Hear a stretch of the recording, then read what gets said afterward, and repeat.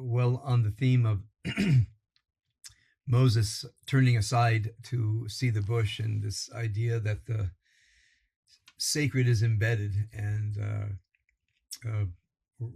right beyond a thin wall. We've touched this theme many times necessarily, and last time it was asked about how we experience the divine, what is the divine. I wanted to make sure to devote a few words about that tonight. So first of all, I don't think you notice anywhere in the Bible anybody ever saying, but I'm not sure if I believe in God. So even that idea seems to be certainly very post-biblical. What you do find during the ancient era is people who did not believe in the gods. So you found this in ancient Greece, where Socrates was accused of being an atheist, meaning not believing in the Greek gods as they were presented. But when you look at the dialogues, he clearly has some sense of God, perhaps not the atheist gods, the gods of Greece. Now, he did in a very perfunctory way show obeisance to the gods of Greece, but it would be hard to call that believing in the gods of Greece. We find this in the same with the Romans. The part of the Roman Empire was belief in the Roman gods. When Christianity became a legal religion in Rome in the early 3rd century, early 300s, and then later became the official religion of Rome. What you see is a transition from a religious system that had completely failed, and then a new religious system came in, and we can talk another time about what was it in Christianity that made it so ready to replace Roman religion. There's a very well-known book back when I was coming up called The Changing of the Gods. It's a nice play on words, but it had to do with the revolution happening in American traditional life, especially from a feminist perspective. And putting it in my words, the sense of the divine was the same sense. It's just the way that it was experienced, articulated, and talked about was different. So at some level, the God does not change. One might say the God that one experiences in the mystical dimensions does not change, but the culture changes, and therefore the expression of what God is changes. That we talk about God differently, and we talk about the nature of God differently. So when people say oftentimes, I don't believe in God, here's the first thing that I think is someone made a claim about God, talked about God in a way that was meaningless to them. Like with the ancient Greeks, like with the Romans, and like perhaps every part of Jewish life where you had radical shifts in how people understood the divine. The greatest shifts that I can detect is that of Maimonides, where the experience of the divine, the theology, the logos of theos, the theories about God, had to comport with Aristotelian thought. You had already seen this in Islamic thought, in Jewish thought, eventually in Christian thought. So it's really quite astonishing when you see the shift from ancient rabbinic theology, which was a very straightforward kind of theology, meaning there's a God, and the God is greater than us, and God determines, God is the ruler of the universe, except when God is not the ruler of the universe, and there's some kind of divine reward at the end, and we're not sure why, we're not sure how much they left, all those things questions. In fact, one thing I was impressed with as a young person was how little of theology there is of the Bible and the Talmud, and the reason is it is way too diverse. There is no way that you can find a biblical or a rabbinic theology. So I like the openness and the playfulness in biblical and rabbinic thought. It's in the medieval times that they tried to come up with a dogma. For example, Adon Olam and the Yigdal. These were statements of faith that were turned into Shabbos songs. So when you had Maimonides, it was enough with this syncretism, enough with this vast area of choices.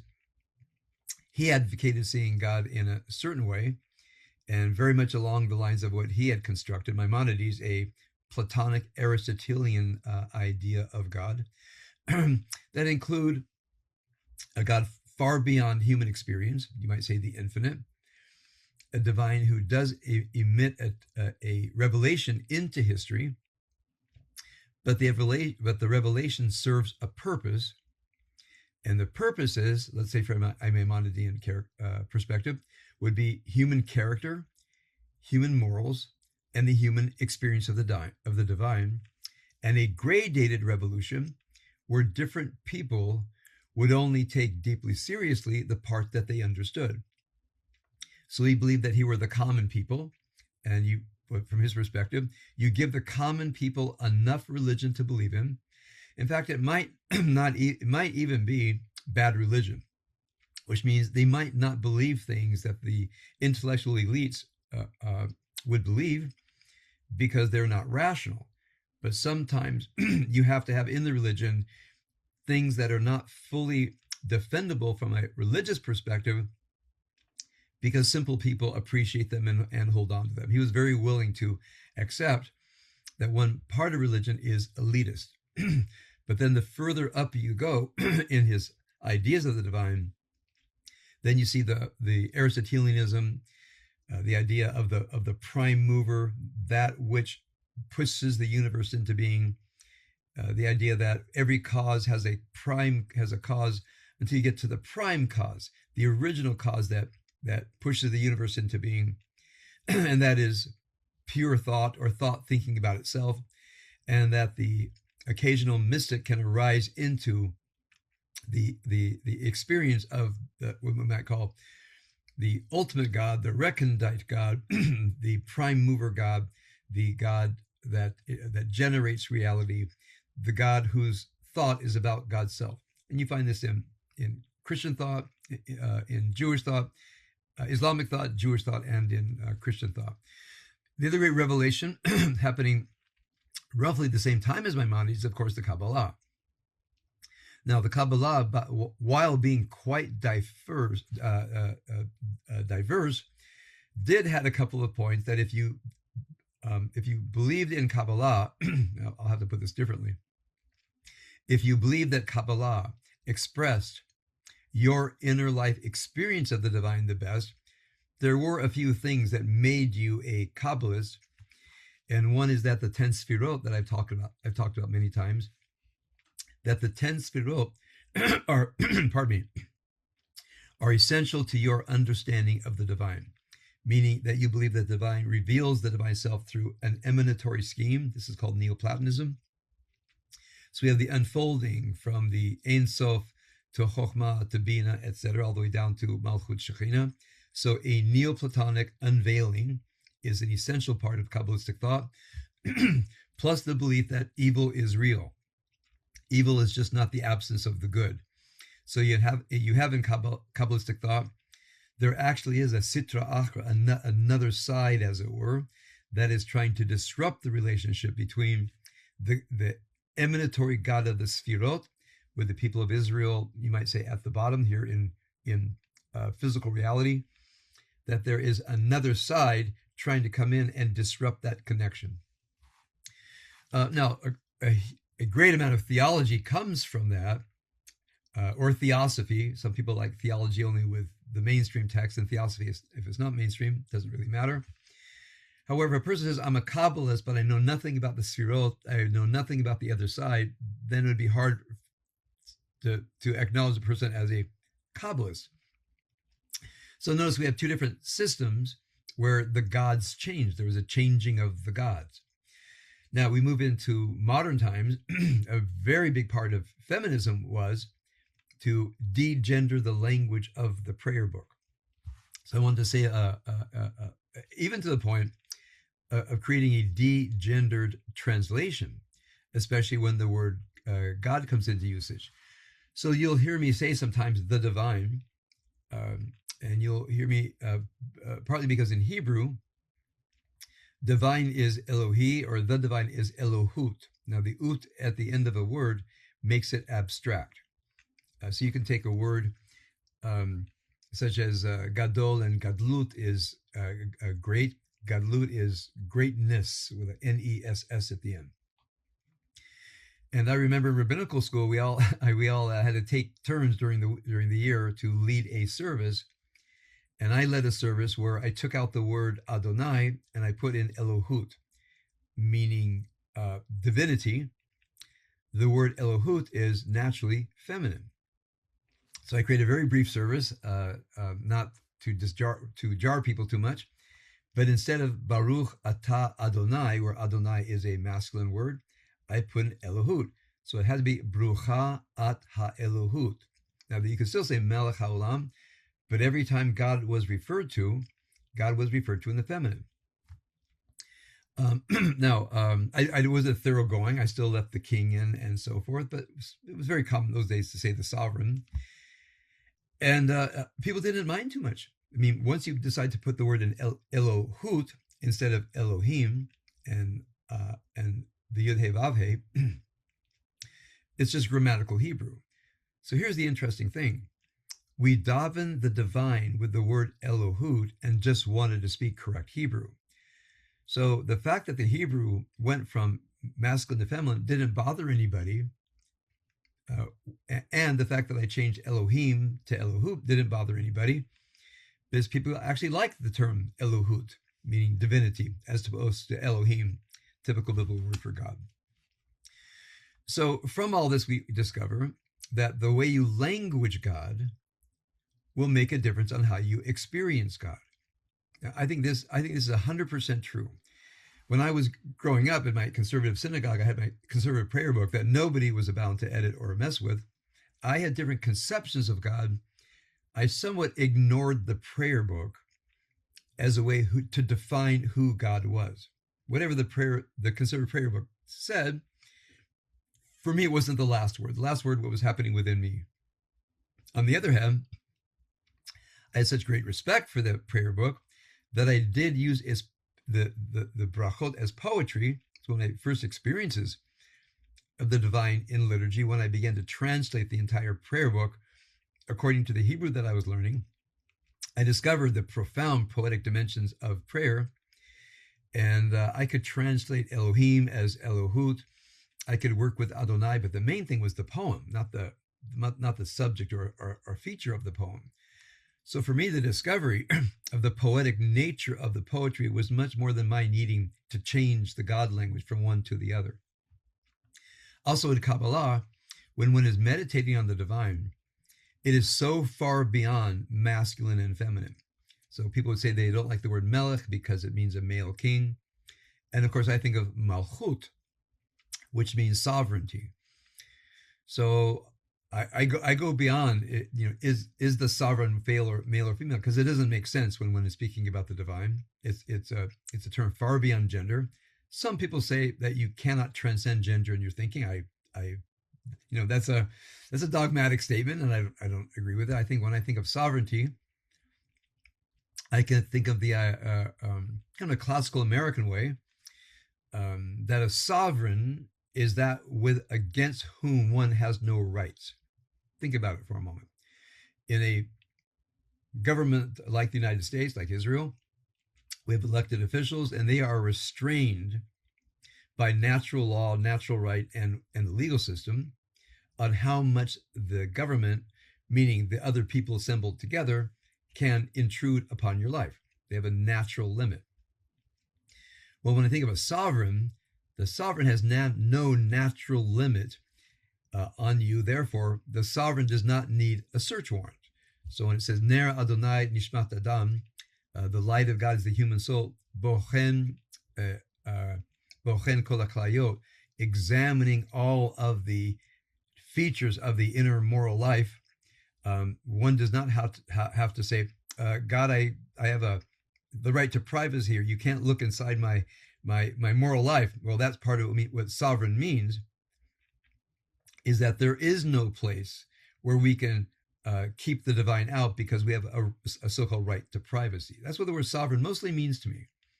When I think of sovereign, I think of the divine, whom we are not permitted to keep out. It's an odd idea, but that's what happens when I think sovereign. When I think sovereign, I'm thinking my doors are open. You can look anywhere you want. Because what is the divine looking for? What is the bochen klayot?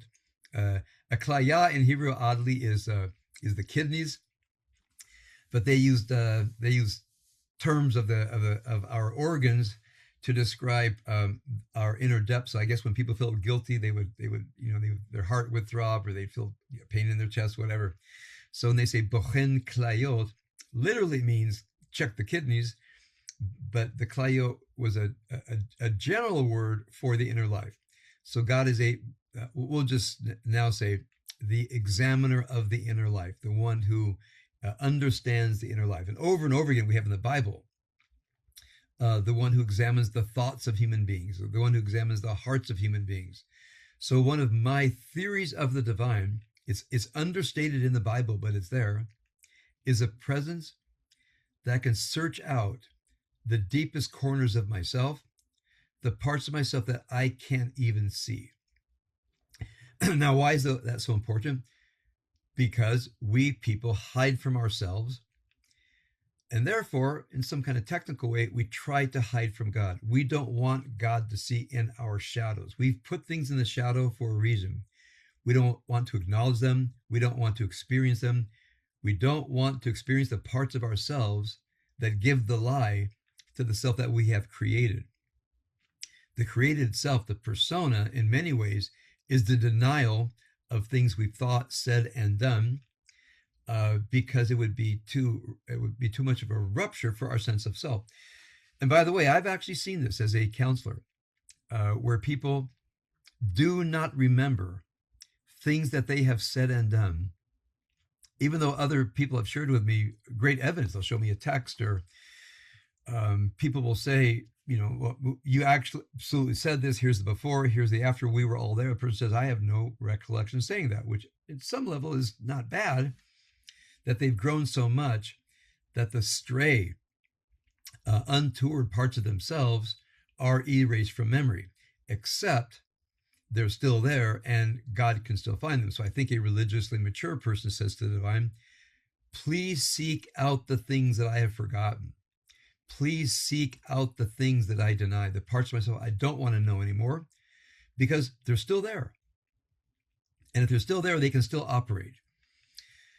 Now, those dark hidden parts of the self, in some ways, ought only be known to God, ourselves, and maybe one's counselor, therapist, psychoanalyst, who knows about them only in enough of a way to keep your consciousness of them alive, so they don't sneak up on you. So this idea of the shadow, people would say, why should you study the shadow?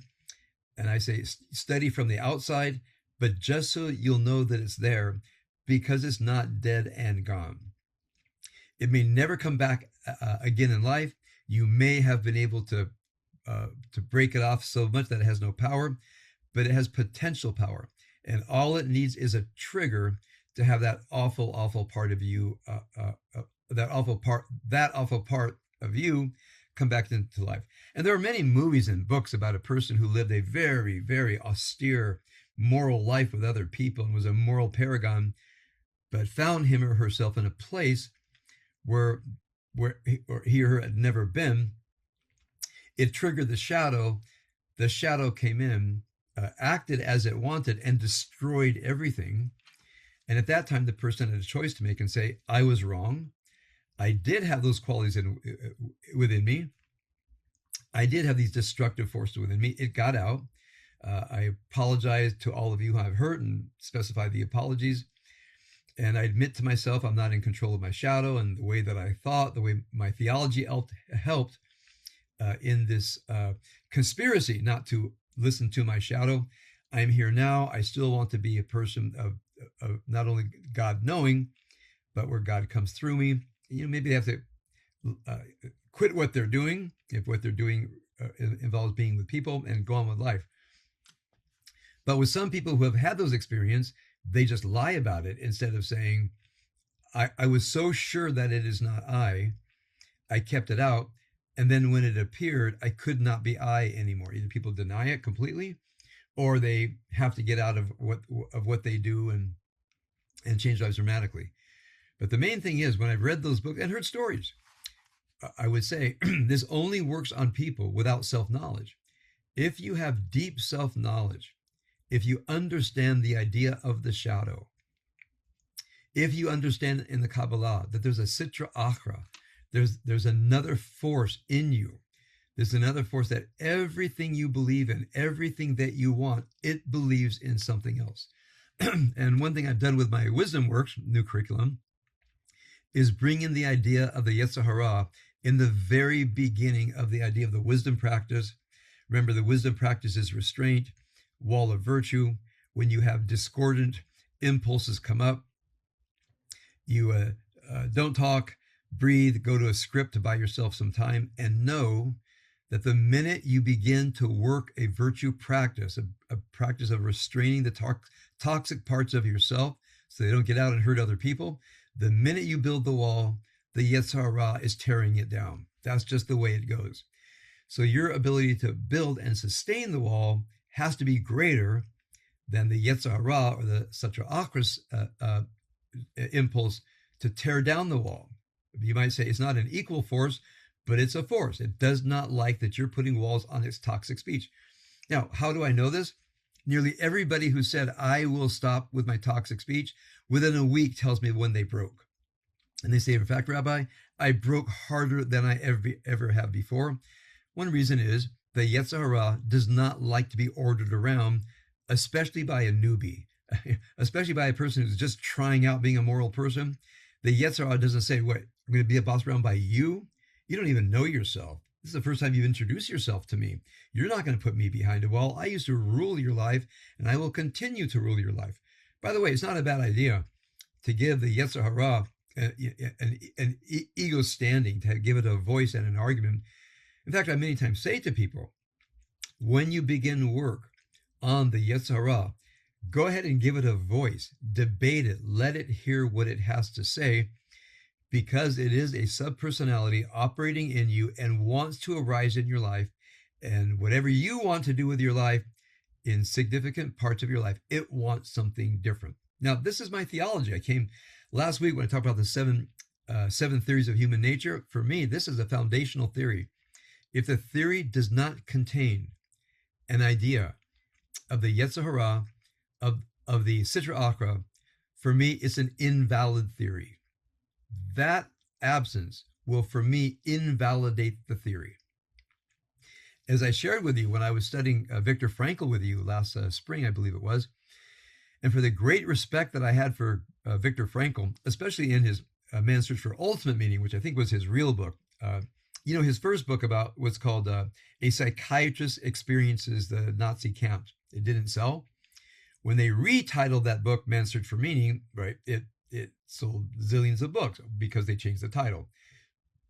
But it was much more about Viktor Frankl going through the Holocaust, trying to understand it, than a full treatment of his idea of logotherapy.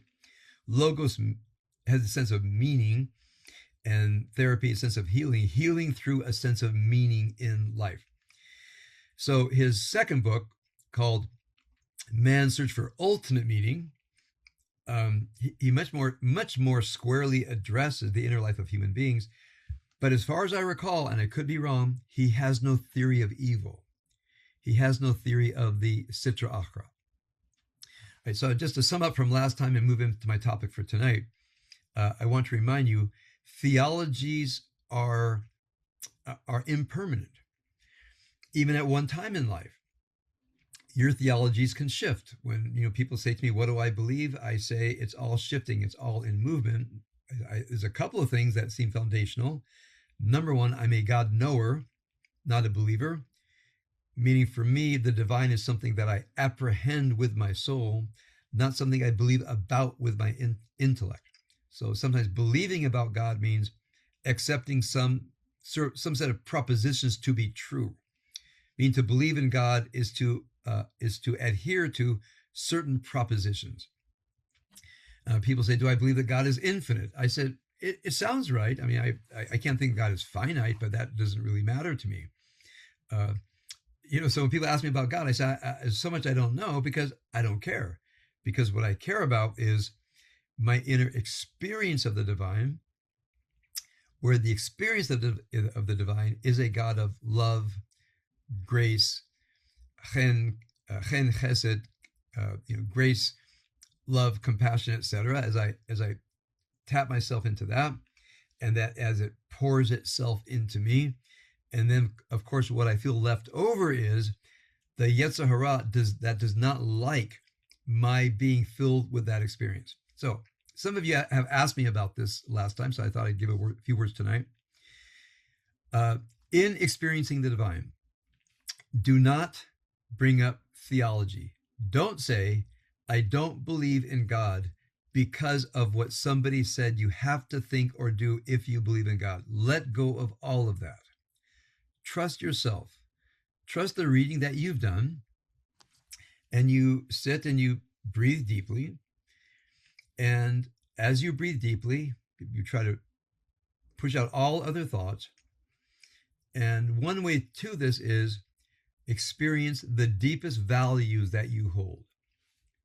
Now, there's a wonderful line in the book, in the book of Proverbs chapter 9, verse 1.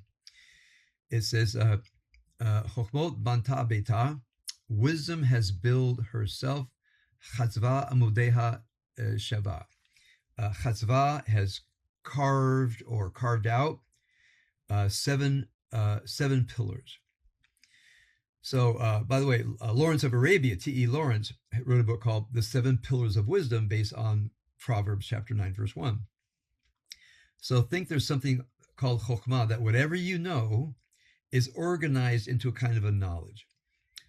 The Hebrew actually says chokhmot. I'm going to go with chokhmah.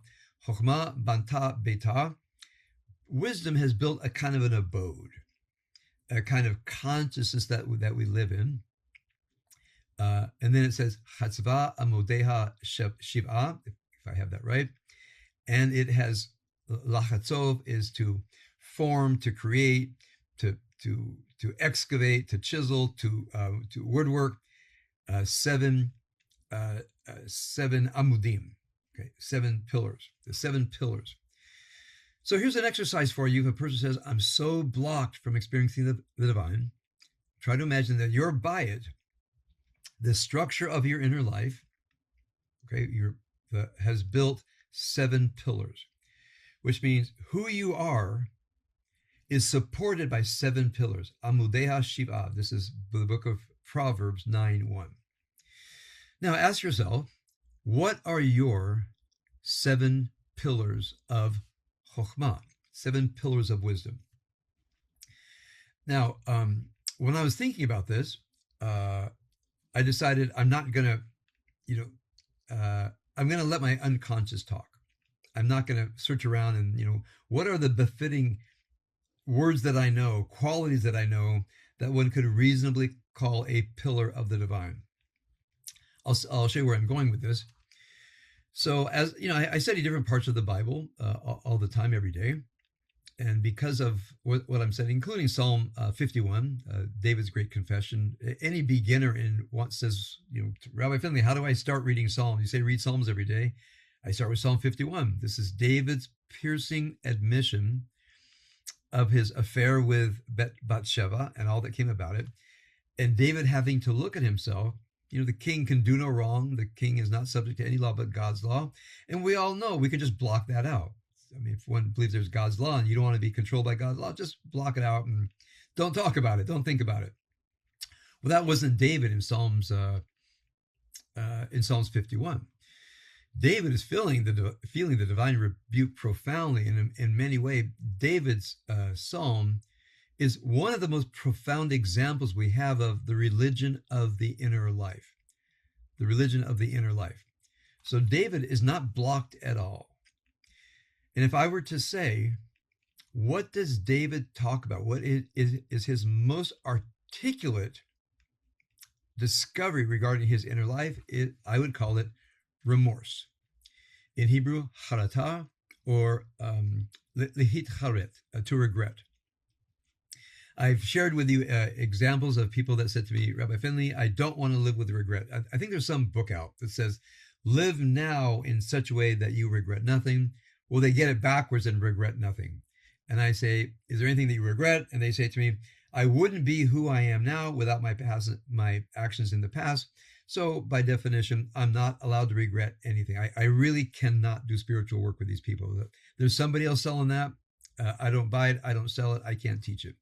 Because from my perspective, your religious spiritual identity has to have a sense of regret.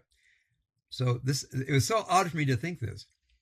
If a person came to me and said, I want to do moral repair, I want to work on virtue, I want to work on spirituality, and they said to me, however, you need to know, I don't have any regrets. I said, you ever hurt anybody in the past? They say, yes, but that was who I then was, and that led to who I am now. I said, well, do you regret it? No, I don't regret it, because I wouldn't be who I am now without that. I assume that renews every day, which means I don't regret anything yesterday because it brought me to today. So I find this from a moral perspective so convoluted and so self-serving that I've actually said to a person, I'm not the person who's trained to work with people that have no regrets. I said, I'm so sorry. I said, no, there are people who believe this, and there are great people out there.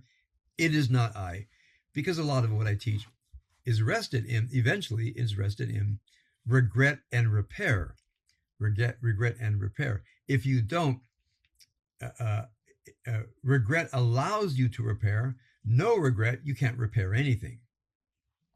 So as I was thinking about this yesterday in preparation for today, I thought one of my pillars of wisdom is regret. And then I began to build the rest of my 7 pillars. But interestingly for me, once I built the first one, that helped me build the next 6. So what I want you to do as your homework. By the way, I am one of those that I call myself a God knower. I have a knowledge that God exists. I always want to admit that sometimes that knowledge evaporates, but I remember that I used to be a knower of God. I used to feel God's presence in my life, and then I tried to find out what erased it, what happened in my life that pushed that back. What can I do as an act of will and skill to bring it back and find myself again? But that sense of being a God knower and then a person who doesn't know anything about the most important thing to me, that goes back and forth. It's not stable. It's sensitive. It's delicate. How I think, how I feel, what I experience has a profound effect on my consciousness. And sometimes I wake up some days and it's all gone. It's just evacuated. I say to myself, well, something happened, or there's been a accrual of things, or who knows, there's so many reasons why I wake up. I know that I wake up empty, but if I wake up empty, it means time to get it back. And I may spend, more than my half hour with my Bible. I might spend a few hours with my Bible and cancel other things, because if I don't have that, I don't have anything. Meaning, if I don't have that grounding in the knowledge of God, and therefore the firm sense of the moral law, and then a firm sense of both of those, which actually shapes my character. Now, my moral character remains. Remember, I say it doesn't matter what you believe. What matters is your moral character. But it gets a little bit dry and brittle. Sometimes it feels like I'm just showing up, without all the spiritual tissue holding it up. So yeah, people can muscle through only with the moral law. So I say to people, even if you don't believe, act as if you believe in a moral law, because sometimes virtue and the moral law over time draws forth the knowledge of the divine. So again, I'm always a believer in first do the right thing, and then let the inner knowledge come up that supports the right thing. But you can't say, in my mind, since my belief system has evacuated, I can do whatever I want. It's exactly the opposite. Now that my belief system has become weak, the moral law has to be so strong, number one, to keep my toxic parts inside, to build a bridge over to other people, and to treat other people with dignity and respect, even if my inner side has become weakened or absent, because that invites the deeper side back up. That's why it's virtue before anything else. By the way, the virtue classes are going very well. Those who have joined them really liking them, and everything is recorded at least for a year.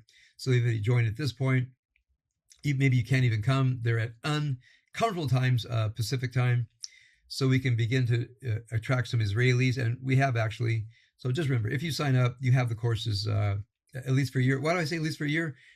I might redo a couple of these lectures, and I'll listen to it, and I'll just take the outline, get a better version, put out another version, so you might get a new and improved version of a given lecture.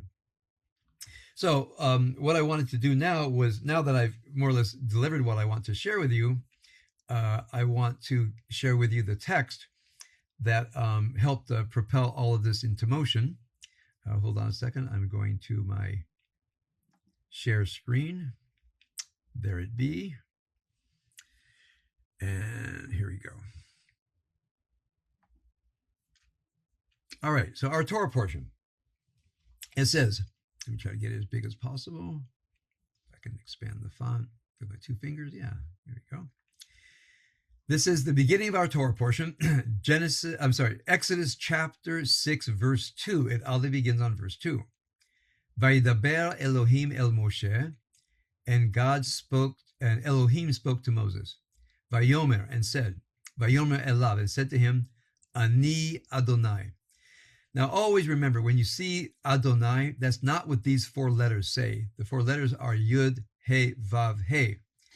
You are not supposed to pronounce the cholam here or the aleph there. They've taken the words Adonai and put the values here to remind you that when you see Yud, He, Vav, He, pronounce Adonai. Some people have made the terrible error of thinking that these are the vowels of Yud, He, Vav, He, and have pronounced it Yehovah, Jehovah. That is an absolutely made-up word that does not exist in the Hebrew language. If anybody calls it Jehovah, I'm sorry to say, they're an ignoramus, because there is no word in the Hebrew language, Jehovah. It's Yud, He, Vav, He, probably pronounced Yahweh or Adonai, and these are the vowels of Adonai. Adonai. Ado, this is the Ado, this is the Adonai. So those vowels are only there to remind you that when you see Yud, He, Vav, He, you say Adonai. Some people make the mistake of pronouncing Jehovah, which is a complete mistake. However, to remind you, I've been here many times, but I'll say it again. What does Yud, He, Vav, He mean? Well, you have in the three root letters, He, Vav, He, which carry the sense of being. For example, lihiyot, the Vav and the Yud are interchangeable. Lihiyot means to be. Hoveh means to be in the present. This is in the Hithiel, future causative form, the consensus of scholars. So it's Yahveh, Yahveh or Yahweh, which means cause of being. Now, I've heard people argue that Yahweh or Yahveh used to be the god of the rainstorm. So we say, well, what's causing this thunderstorm? Yahweh, the one who causes thunderstorms into being. I'm not saying that's not true. I'm just saying the fact that you found a reference where they called the thunder god Yahweh does not mean that everybody else thought that Yahweh was the same thing. You're just finding somebody that said, well, what does this Yahweh create? Well, think of the most dramatic things in reality. Where you don't have tsunamis, you're probably going to say earthquakes and lightning. I could be wrong. We don't know when Yahweh went from thunder god to the god of being. I'm going to think it's always been there, because remember, people are basically like we were. There must have been some person in the tribe who heard all about the different tribes and then felt their own being. That strange inner sense that Heidegger talks about in the first 50 pages of Time and Being, that there's something called being that courses through you. You have all these qualities plus the quality of being. Aristotle starts this way in the what we call now the organon. So there are places you can study this. I think the best are the first 50 pages of Heidegger, Time and Being, the beginning of the collected works of Aristotle that somebody else called the organon. But there's people trying to address this sliver of consciousness, this very slippery thing called being. Now, because I think once human beings came into being, they're more or less like we are today. So there are always people in the tribe who felt being, where they felt things around them are constructed. Nothing is fully natural except being. The gods they believe in are stand-ins for being.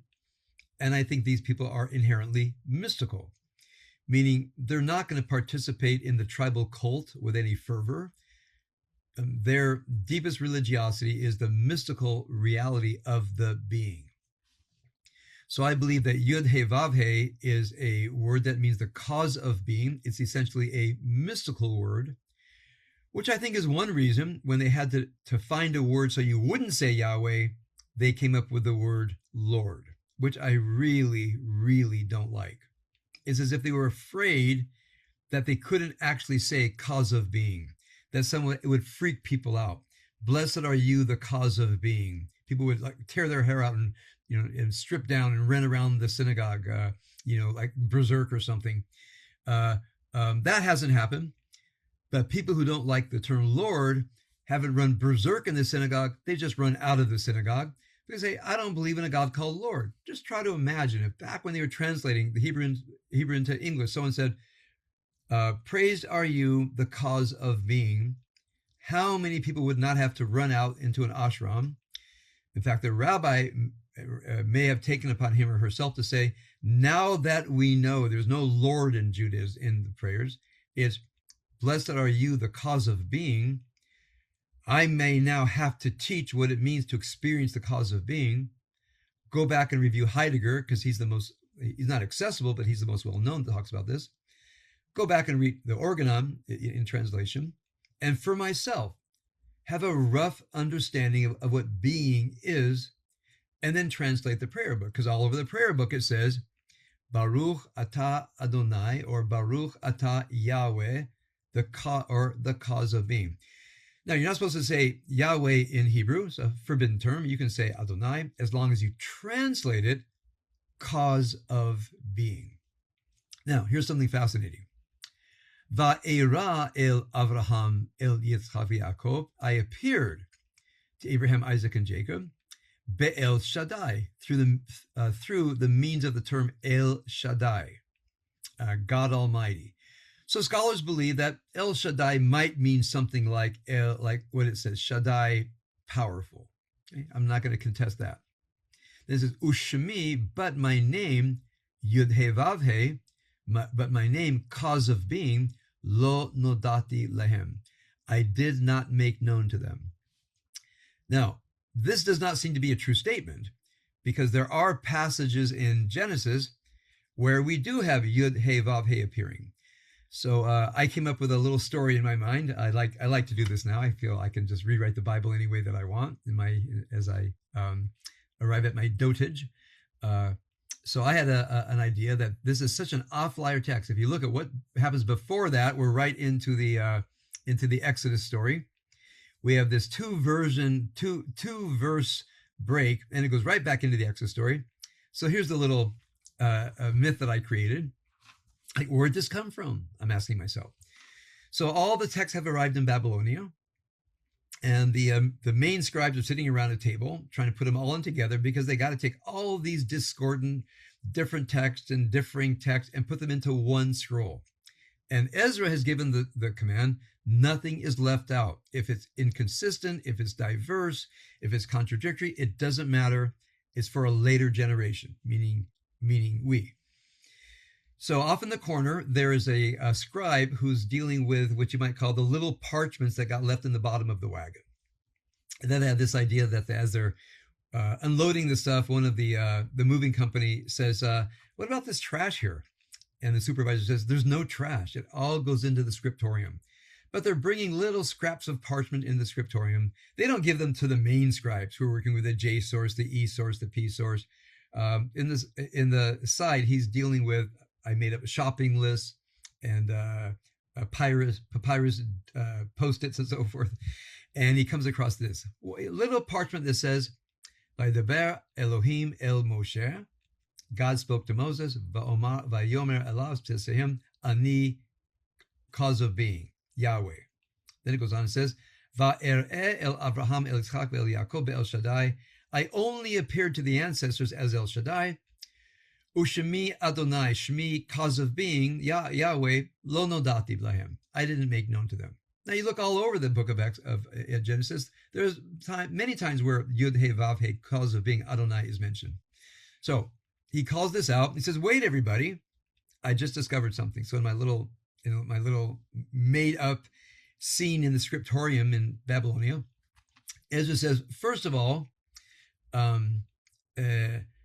we can't stop now. We're way too far ahead. And there's nothing that asserts that is true. It's a complete outline. We're not going to change the whole theology of this thing for one scrap of paper you found over there, like on the flip side of somebody's shopping list. And then, in my mind, Ezra remembers his own adage: nothing gets left out. We put everything in. Let a later generation figure it out. So it gets put in. Now remember, this is all made up in my mind. Why right in the middle of the Exodus story? Because you're most likely to start the Exodus story, have this little interregnum, and just skip it over and just go on with the Exodus story. No one's going to stop and say, whoa, wait a minute here. Wait a minute. God says, I was known as El Shaddai, but for some reason only known to God. I didn't want people to grasp me as Adonai. Does that mean that the way we experience God depends not on our spiritual maturation, but on God? Are there certain times and places where God actually is reasoning and said, time for me to reveal my inner name? That might be true. Reminds me of the Christian term kairos. Chronos is time passing by. Kairos is the time, like the time for something. Because Christians started asking the term, like when Jesus came, why then? Why not before? Why not after? People said it was the kairos. The time was pregnant, and there was the right time for Jesus to be born. So the time is called kairos. You felt this many times in your life, where that wasn't the time, I wasn't ready. This idea, kairos, is the time is ready for something transformative. So when I was studying Christianity and I learned this term, I loved it. Kairos, the time for things, not chronos, time passing by, but kairos, time is ready to be impregnated as it were. So I thought about this, and now I'm going to go back to verse 3. Va'era, and I made, and I appeared to Abraham, Isaac, and Jacob, and Isaac and Be El Shaddai, in the guise of El Shaddai. That's how I appeared.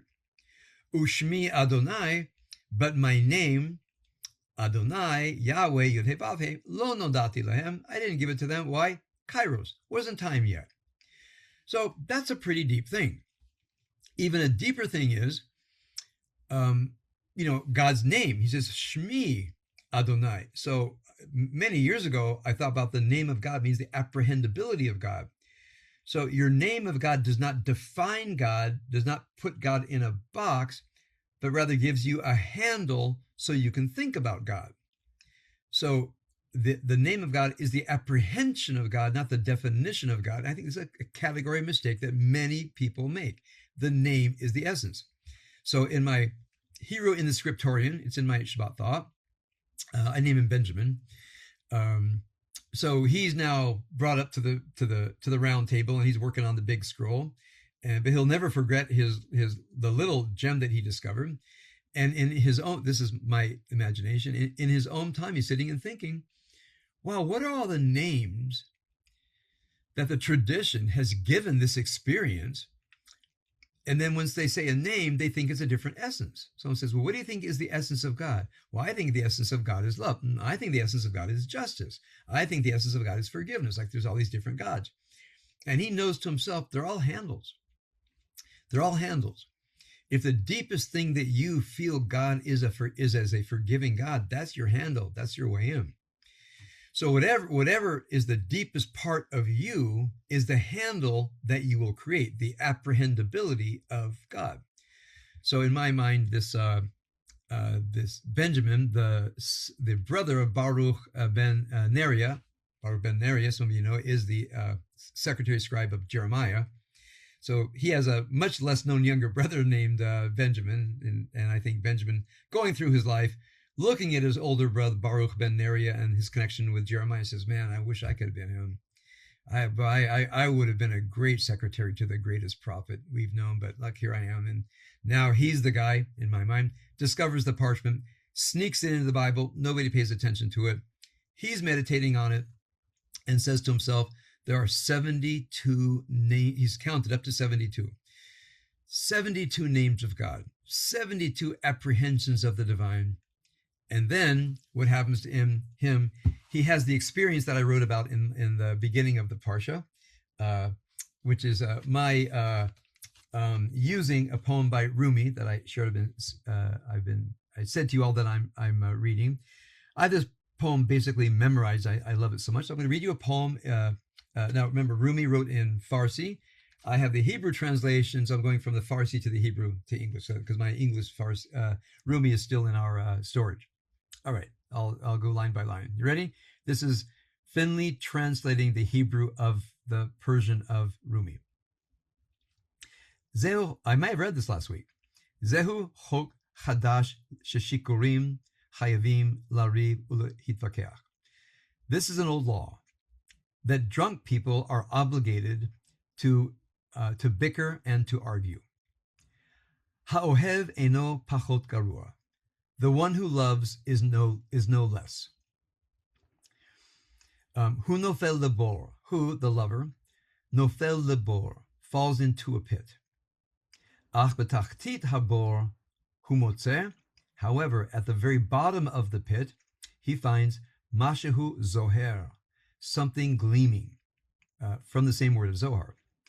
Mashu she'erko ole al kesef ve'al koach, something whose value transcends silver and strength. Kesef ve'koach. Okay, pause. So drunks have this law. They got to get into a fight. He says, lovers are no worse, but they fall into a pit. So Mirav and I were talking about this. Lovers sometimes just fall into a pit, and they're arguing, and they're like a couple of drunks. Lariv ulehitvakeach, lariv ulehitvakeach. However, until at the very bottom of the pit, when they say this can't get any worse, what happens?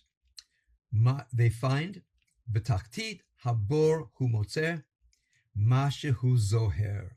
He finds something gleaming. For me, that means the soul of the other person. Like, what are we arguing about? You have a soul, I have a soul, and we got stuck on who puts their socks away. I said, wait, where have we gotten to? Right? So once Rumi gets that across, he changed the scene directly, which many great poets do. He says the following: Emesh, last night, ba'a halvana, the moon arrived, ufashta bigdeha baracho, and she took off her clothes in the street. Ani ra'iti bechach siman liftzoach bashir. I saw in this something, a sign, that I should break into poetry, or that I should break into song. So my understanding that he's going down the rehov, the street, and he sees the moon. I've had the experience where there's a bright moon in the sky, but it is up in the sky, and there's a puddle, and I see the moon in the puddle. It's as if the moon is bigger now because it's in a puddle in the street. It's not way up there, it's right here. And when he says, and pashta et begdeha, she's removed her clothes, this is an ancient mystical idea that appearances are clothing. We say of God that God is oter or kasalma, wears light as a garment. So light is a garment of God. I'm sure Rumi knew this idea, that she took off her clothes, meaning her light was no longer her essence. I'm reading as a good Neoplatonist, which Rumi was. And I found a reason, liftzoach bashir. So bashir would be breaks into a song. And now he's quoting the song. Lipo el to ke'arat hashamayim. To fall into the bowl of heaven. A ke'ara is a concave bowl, ke'arat hashamayim. So we look at heaven, it's a ke'ara, but the reflection of heaven is going to be a ke'ara po, a concave bowl below. And so what happens when you imagine the concave bowl of the heavens? He says, Lipol el toch ke'arat hashamayim, and to fall into the concave bowl of the heavens. Hake'ara nishberet, the bowl is broken. Kol makom nofel b'chol makom, every place falls into another place. So in this great chaos of the broken bowl of the image of the divine, I love this line, every place falls into another place. So that was a remarkable, hold on a second, take that away, we don't need it anymore. All right. That is profoundly mystical. Every place falls into another place. That's a great line only a mystic could write. And then he says, Ein o ma la'asot. There's nothing else to do. But he has one more thing to do. A new law. Hine hachok hachadash. Shvor et kos hayayin. Break the wine glass. Upol el nishmato. Nishimato. And fall into the breath of the glassblower. Here's the new law. Break the wine cup. Fall into the breath of the glassmaker. So that sent shudders through me. Break the glass, meaning the glass is not real. The glass is blown by a glassblower. You might love the glass, but it's not as real as the glassmaker, which is God. So you look at the glass and you love the glass. I think like the cup of consciousness. I love my consciousness as who I am. I think he's saying break the vessel. And then you can now breathe the breath of the glass blower, who's going to blow you a new glass. You got to have consciousness. But for a moment, all you had was the breath, nishimato, the breath of the glassmaker. So this for me is going all the way to mystical consciousness. So he sees the moon on the street. Now he sees the essence of the moon. And then he goes into this final part of fall into the experience of the recovering the breath of the glassmaker. So one thing that Rumi does is in poem after poem after poem, he gives you opportunities to experience the divine in new ways. Say to yourself, well, that metaphor doesn't work for me. How about this metaphor, the glassbreaker? Right? Break the glass and you can get the breath of the glassmaker. That doesn't work for me. And remember, I have a Hebrew translation. Back in the States, all I had was the Coleman Barks translation, which I loved, until some Persian said to me, oh, Coleman Barks, he doesn't begin to translate Rumi. I said, well, who does? They say, nobody. Okay, so I'm staying with Coleman Barks. I don't think I'm going to go learn Farsi. So Coleman Barks seems to work. But I think the main thing I'm putting upon you is, if you're saying, I don't believe in God, I want to say back to you, forget belief. What part of you knows something that is deeply true, profound of meaning? Okay, so when I began to think about this, I began to think about Psalms chapter 9, verse 1, that we have this candelabrum. Each of these is a way that I know God. So one way that I know God that I began with is remorse. Remorse for me is a way of knowing God, meaning I know deeply at my core there are better and worse ways to be. I know it. And I know some of the ways I've acted in the past were not ways that it were evidence of my knowing God. I did not bring God into the world, and therefore I regret those ways of being because I was denying what I knew. Number one, the moral law, which is treat people kindly. And number two, the knowledge that this divine spark, divine breath is coursing through me. So the next one, I'm going to say, the next of my 7 pillars is the language of poetry. That's a pillar for me. Now, there's plenty of poetry in Psalms, plenty of poetry in Proverbs, throughout the prayer book. I just happen to have a Hebrew teacher who's teaching me Hebrew by studying Rumi, so I'm not going to pretend that I'm not studying Rumi. And so my second amudim is continuously engage in study of text until I find the text that says God's name is somehow in that text, and then memorize that text. Okay, so my first one is the fact that I have remorse tells me there's a natural law. How? Because I violated it, and now I have to do teshuvah. The next of my 7 pillars of wisdom is poetry, because through poetry, I'm reminded of ultimate reality. It was only too far this week. I was going to try to do 7, so I don't need to do 7. I'll just do 2. That's enough for 1 week's work. And so that's where I'm at. So somebody last week said, how do you get to know God? I said, no, take it easy. What is your deepest experience of God? Assume that that is one of the names of God. Remember, God said, I used to go by this name, now I go by this name. Right? And then Proverbs 1 says there are 9 amudim. I'm just mixing up and saying, you have to find your amud, your pillar. You have to find the name through which the cause of being is appearing to you. And if that's the greatest thing pushing you through your life, it might be a name of God. So when I remember somebody saying last time, I think for the 3rd time, the person struggles with guilt.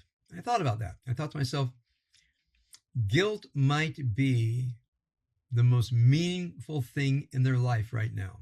The person has mentioned it more than once. Try to imagine that. Guilt is the most important spiritual inner experience in that person's life. So I think this person lives with great regret, maybe shame, and certainly a sense of not knowing how to make things better, which is why I recommend regret over guilt. Regret, you can break it up into pieces. Guilt is infinite. So just let's move to regret. So the person says, instead of guilt, says regret. I really regret. So then I say to myself, what is the mystical virtue of regret? The mystical virtue of regret is I could have been different. I could have been different had I known. Then my question is, what did you need to know to not have done what you regret? All right? Or was the impulse too powerful? Did you lack strength? Or did you lack knowledge? Or something else that I don't know? But if there was something true that needed to be said or done, and you didn't do it from lack of knowledge or inability to control an impulse, and it's either you didn't have strength or you didn't have knowledge or something else I don't know, that doesn't mean that the name of God wasn't there trying to assert itself into your life, but it got blocked. So people say, I don't believe in God, but I have regret. My thinking is, if you didn't believe in God, you wouldn't have any regret.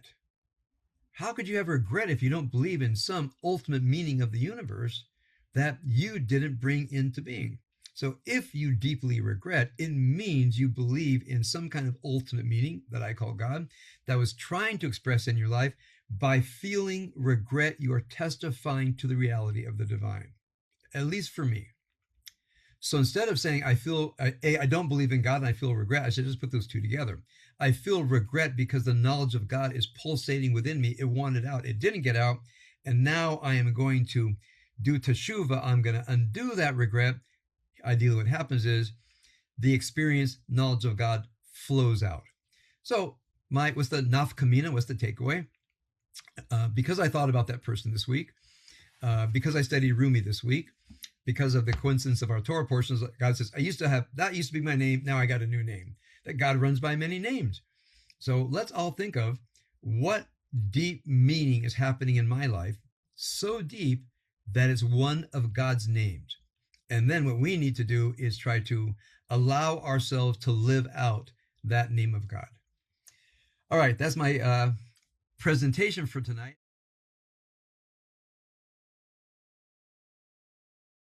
What I'm saying is, if your inner life latches on a word, saying something like this, obsessing on this word, latching on this word, thinking about this word, might be one of the ways that you are naming God. Now, so what do people, from my knowledge of working with so many people, for some people it's loss. Some people cannot get over a loss. So is loss a name of God? Well, we could say God's healing is a name of God. The person experiencing profound loss typically wants healing. So is God we look at our prayer book. God is the compassionate healer. Yes. Let's say charata, regret is your deepest feeling. Do we have a religion that allows us to get out of regret and do teshuvah? You see, so what I'm saying is that is a way to God. Loss is a way to God. Regret is a way to God. Confusion is a way to God. But then you got to take the path. So many people are confused, and you might say, Adonai Elohim Emet. So God is truth. Are you willing to learn how to discern spiritual truth? Are you willing to learn? Say, well, there is no spiritual truth. Like, stay confused. There is no healing. Okay, well, there is no forgiveness. So you live in your private hell. Our religion teaches there is teshuvah, there is truth, there is healing. So whatever your deepest thing is one of the names of God that gets you out of there. But you got to admit what the deepest thing is. So that's why when people say, oh, I believe there's only one God, I say that's not helpful. I have never found that a help to me. We believe in one God. So what? We believe in one God.